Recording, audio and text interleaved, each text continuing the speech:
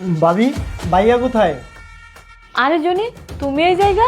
হ্যাঁ ভাবি, আমি এই জায়গায়। আমার চাকরি হয়ে গেছে, আর এই হচ্ছে প্রথম মাসের স্যালারি আমি ভাইয়াকে দিতে আসছি। আলহামদুলিল্লাহ, তোমার চাকরি হয়ে গেছে, আমরা অনেক খুশি হয়েছি। কিন্তু মানুষ তো প্রথম মাসের বেতন পেয়ে কোনো ভালো একটা কাজ করে, পুণ্যের কাজ করে। তুমি সেটা না করে তোমার ভাইয়াকে কেন টাকা দিতে আসলা? হ্যাঁ ভাবি, আমি জানি প্রথম মাসের স্যালারি দিয়ে ভালো একটা কাজ করতে হয়, পুণ্যের কাজ করতে হয়। এই জন্যই তো আমি তোমাদের বাসায় আসছি। আমি ভাইয়ের হাতে টাকাগুলো তুলে দিব। আমি যদি টাকাগুলো ভাইয়ের হাতে তুলে দিতে পারি, তাহলে এটা হবে আমার কাছে সবচেয়ে বড় পুণ্যের কাজ। আচ্ছা ভাবি, তুমি বলো তো ভাইয়া কোথায়? আমি ভাইয়ের হাতে টাকাগুলো দিয়ে আমি চলে যাব।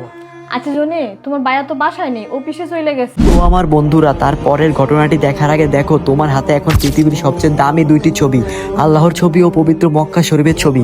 তোমরা যদি এই ছবিটিকে ভালোবাসো তাহলে ভিডিওতে একটা লাইক দিয়ে চ্যানেলটি সাবস্ক্রাইব করে দিবা।